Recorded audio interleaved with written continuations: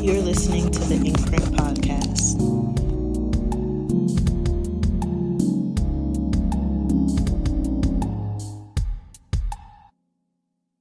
I'm your host, Micah, and today is Writer's Block Wednesday, and I'm very excited to share a Black History poem for this week. And today's episode is titled The Negro Mother.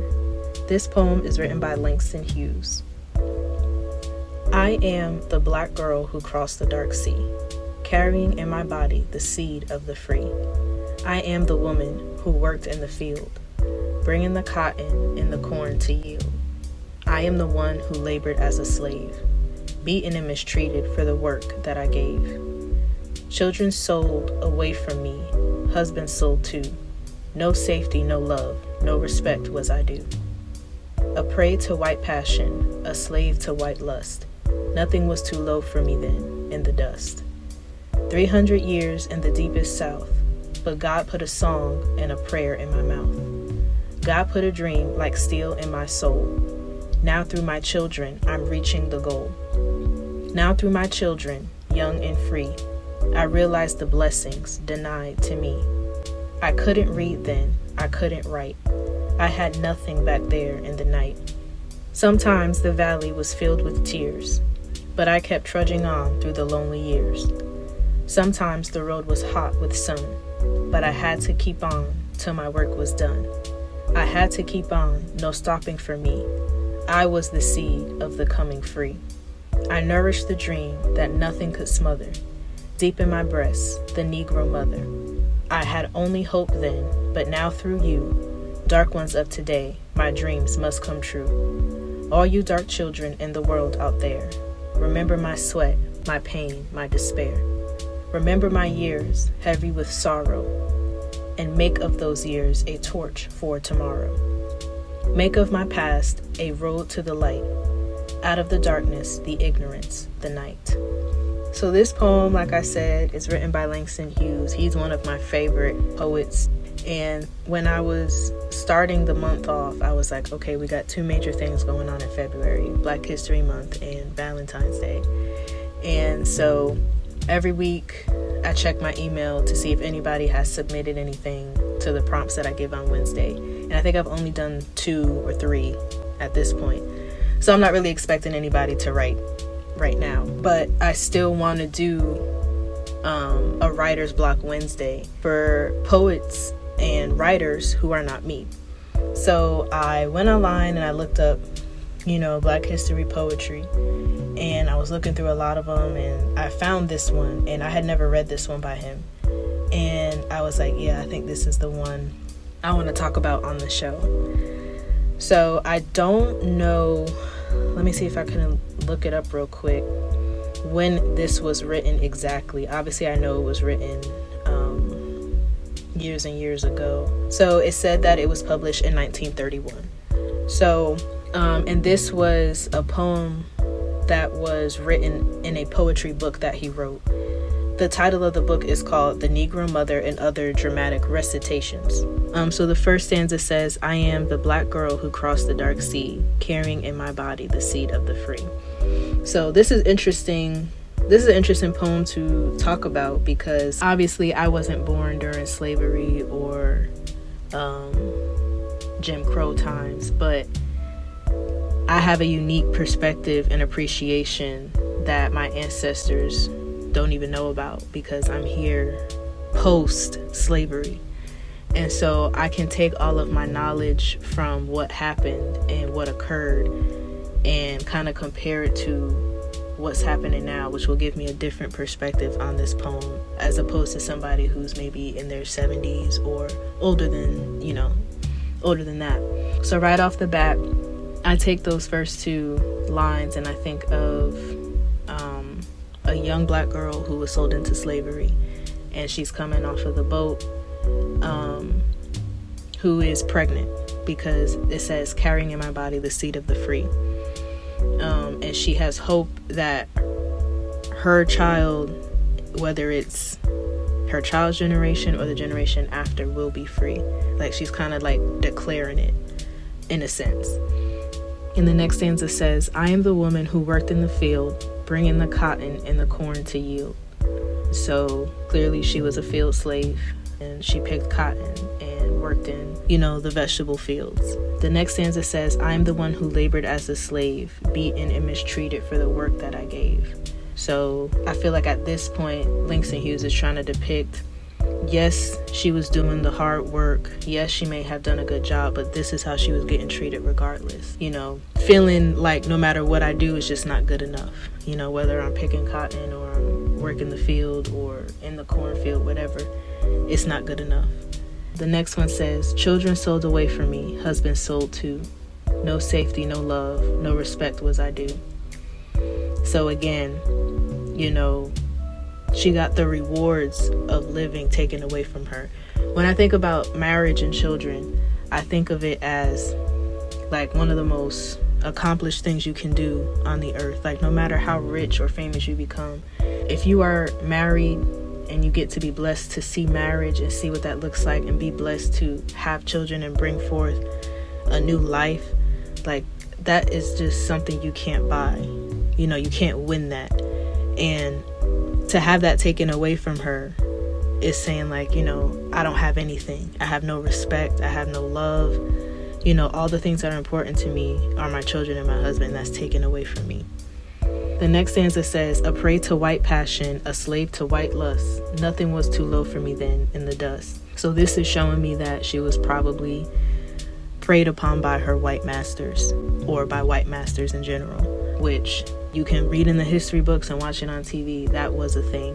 And I could only imagine what type of, how that affects you mentally as a black woman, to know that the same people that are beating me, the same people that are taking my children away and stole my husband from me, are also weirdly attracted to me, weirdly lusting after me. Like that's something I can't imagine that, and I know it was so difficult and so hard back then, because it's not like you can just speak up and say, hey, they're touching me or they raped me. It was just like, that was just a normalcy of what happened. And that's a lot to deal with mentally. The next stanza says, 300 years in the deepest south, but God put a song and a prayer in my mouth. This stanza humbled me.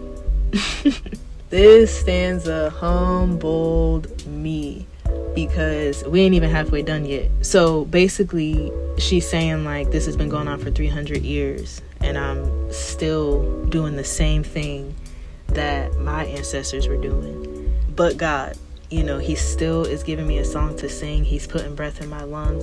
I'm not going to turn on him. I'm not going to give up on him. I'm still going to believe that I am in his hand. I'm still going to pray. I'm going to praise. I'm going to do all I can to please him. Like, to be able to go through all of that mentally, I'm not even talking about the emotional and physical toll. I'm talking about just in the mind, to go through that and still command yourself to say, I'm going to still sing him praise. I'm still going to pray to him. I'm going to praise anyway. It's just, it humbles me. When I said it humbled me, because it means whatever I'm going through, I'm not going through that. But whatever I'm going through, there's no excuse. I still should be commanding my body to praise and to pray and to, push another day. And it humbled me, because it put my problems and my, tribulations into perspective. I'm not in the fields laboring. I'm not picking cotton. I'm not being beaten, but sometimes life gets hard. However, that doesn't mean we just stop and we just give up, especially not on God. The next stanza says, God put a dream like steel in my soul. Now through my children, I'm reaching the goal. So this is still amazing to me, because even though the children that she bore, she has no idea where they're at. She doesn't know if they're alive. She doesn't know who took them and what they became, but she knows that God has them regardless. And, she knows that through them, she's reaching the goal of freedom, because she bore them. And like I said, that's an amazing mindset to have when you're going through stuff like that, is to know that even the very things that are taken away from me still have the ability to prosper. Like, who is casually thinking that when a mother has to give their child up for adoption in this day and age. Like, who's thinking that when a mother loses her husband? I just think about, we suffer through things of different causes. She was suffering through things of causes that were forced on her, that could have been controlled. And yet she still believes like it's going to be okay. The end goal is still near. The next stanza says, "Now through my children, young and free, I realize the blessings denied to me." And I think this is just a telling statement of the future.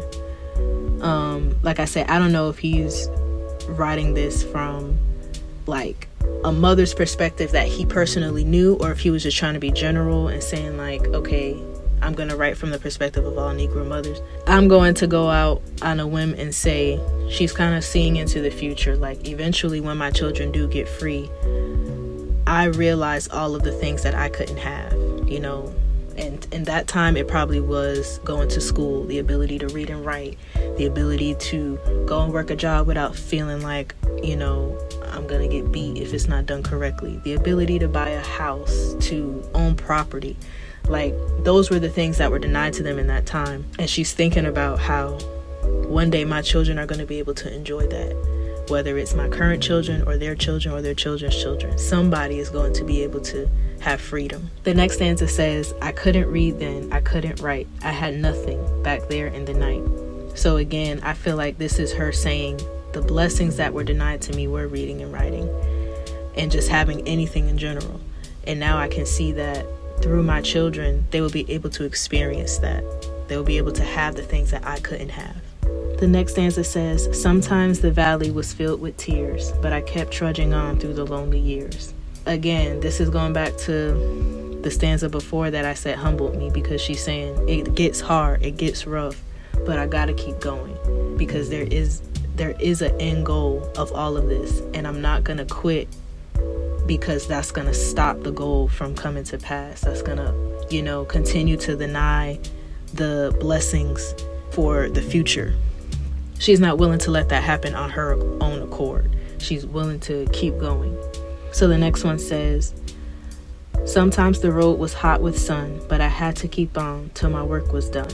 I had to keep on, no stopping for me. I was the seed of the coming free." So this is, to me, saying that no matter how difficult it gets, no matter how hard it gets to keep going, no matter how hard it is to show up, wake up, go to work every day, not being able to make enough money, not being able to do exactly what you want to do, you got to keep going because eventually it's going to pay off. The next one says, "I nourished the dream that nothing could smother, deep in my breast, the Negro mother." This shows me how powerful it is to have a vision, how powerful it is to have a dream and believe in it. I'm assuming from how it's written, she felt it deep in her soul, deep in her chest, deep in her heart, that the dream that God gave me and the vision I have in my mind is going to happen. Even for somebody like me who's a Negro mother, like, it doesn't matter who you are. If you have a dream, follow it, go for it. Do what you can, make the sacrifices so that the people after you can have better. The next stanza says, "I had only hope then, but now through you, dark ones of today, my dreams must come true." So, this is her kind of dependent on her offspring to finish the job and carry the dream. She's saying like, I only had hope, but you guys have more opportunity than I have. So don't give up the fight. Like, keep going, keep doing things that are going to lead to us all who are of color to be free. The next one says, "All you dark children in the world out there, remember my sweat, my pain, my despair." So I feel like this is saying, no matter how old you are, if you are black, if you are of color, remember what our ancestors had to go through. Remember what they had to endure. And understand that, honestly, we have so much farther to go. But that doesn't mean stop making headway, stop making change, stop fighting for what's right. The next stanza says, remember my years heavy with sorrow, and make those years a torch for tomorrow. Now, I'm going to say something that's probably going to be controversial, but I really don't care.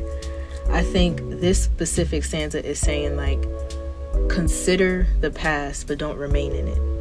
You know, don't allow the times of slavery and racism to cripple you from moving forward, because I feel like that's what a lot of people do. You know, they make excuses for things and say, well, slavery happened and da-da-da-da-da. And it's like, yes, slavery did happen. It was a very unfortunate time.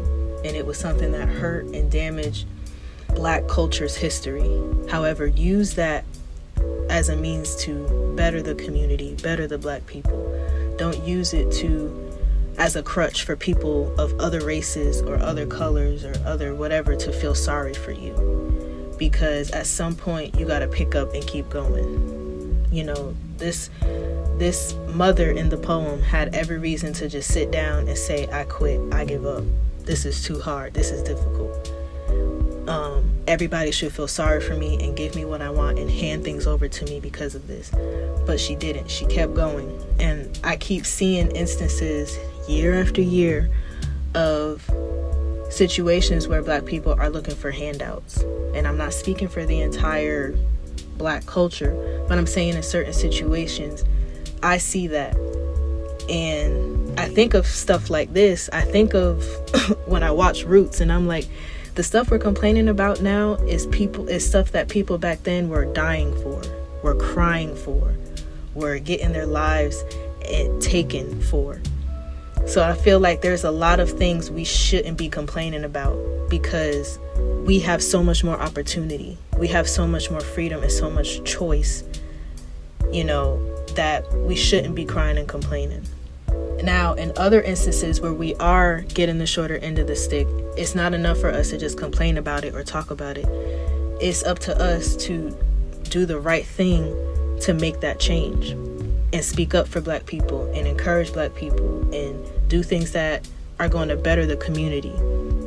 We can't just sit on our hands and say we can't do anything. We've done all we can. We can't also be just looking for people to hand stuff over to us and just give stuff over to us, or feel like that we are owed something, because I don't feel like I'm owed anything as a Black person. You know, I feel like I should have the same rights and the same opportunities as everyone else, but I don't feel like the world owes me anything, you know.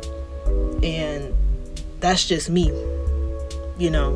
And like I say, I know it's not going to sit well with a lot of people and it may be controversial or whatever, but that's just my truth, and that's how I feel about that. The next stanza says, make of my past a road to the light, out of the darkness, the ignorance, the night. And so I feel like this is the mother's final wish by saying, you know, don't give in to the ignorance of others. Don't give in to ignorance at all. You know, take every experience that you have and that your ancestors had and turn it into something positive. Make it worth, you know, all those years of trial and tribulation. You know, do something that's going to make a difference. Do something that means something. I'm also speaking to myself. I couldn't imagine what my ancestors thought I could be doing or thought I would be doing. And I'm trying my best to make it. You know, I understand that there are things Black people are doing in 2025 that is probably the first thing Black people have done, period. You know, we take for granted all of the things that we have access to, but we realize how far we still have to go. I 100% support Black people and Black culture, and it makes me happy when I see Black people winning Grammys and Black people winning Oscars and Black people making their own TV shows and productions and coming out with their own businesses and, you know, doing these big things and, you know, government. Like, it makes me happy to see that even if they're the most crooked person in the world, at least they had the opportunity to make it this far. You know, even if they run for something and they don't win, at least they could make it this far. At least they had the opportunity to make it this far. You know, as Black people, we just need to start going for it. You know, we need to stop being afraid and setting these boundaries and, you know, safe lines for ourselves, and just start doing it. You know, write that book, go out there and produce that movie, go out there and, you know, write that song, because our ancestors couldn't do it. And that has to be our driving force. And I feel like that's what Langston Hughes was trying to portray in his poem, was no matter what the fight is, fight it so that you can be a little bit farther along than the generation behind you. I don't know what the future holds, but I know as of right now, we have to start being a little bit more in sync with each other as Black people, and stop being so against each other and kind of like just me and mine, and not worried about anybody else. You know, if people are looking at us and not seeing us stand together, then we're going to continue having the same roadblocks, and we're going to continue fighting the same fight. So why is this poem important, and how can we learn from it? I think this poem is important because it puts things into perspective, for one, to show you that no matter what you're going through, somebody is always going to have it worse. Somebody's always going to have had it worse. And so you have to be able to feel your pain, feel your emotions, and then think of ways to do better. Think of ways to get up and keep going and keep fighting, because there is an end goal, and you want to be able to reach and attain that goal.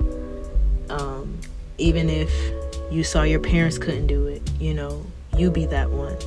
I was the first person in my family to go to college, complete college, and get a degree. You know, that's big, especially for a person of color who grew up in not the prettiest place.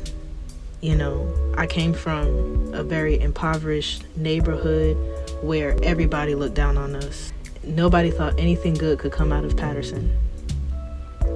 And I see my friends that I went to school with getting degrees, getting master's degrees, you know, getting married, having kids. And it just warms my heart, because it's like, just because the people before us couldn't do it doesn't mean that the dream dies. Like, we have to be the ones to carry the torch and keep going. And what we can learn from it is perseverance.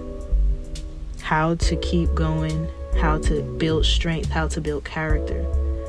You know, those are the things that teach us what life is about.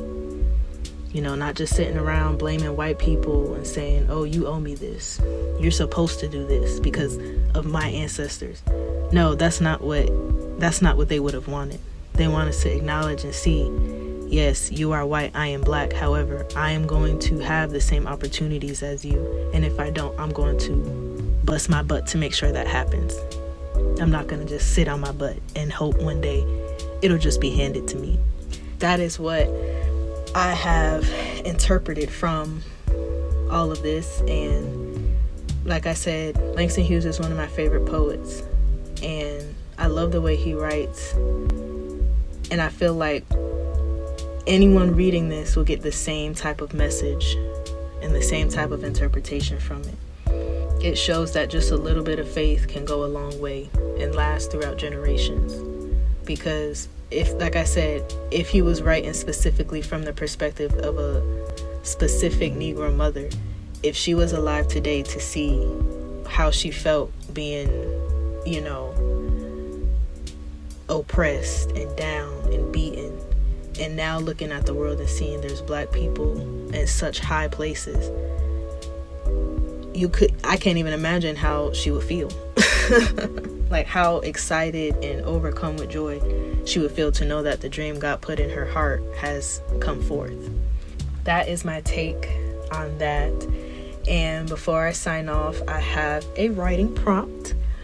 And this one says, which circumstances show a person's true character? How a person acts when life is going good, or how a person acts when life is hard? I think I'm going to write to this one because I have a few different thoughts about that. And it's basically saying, like, Do you see how real like people are when everything in life is going well, or does it take something difficult to understand how a person truly is? And like, what is the difference between that? So I hope that you guys enjoyed this written piece of the journey, and I hope that I can inspire you to write your own. And I will talk to you in the next episode.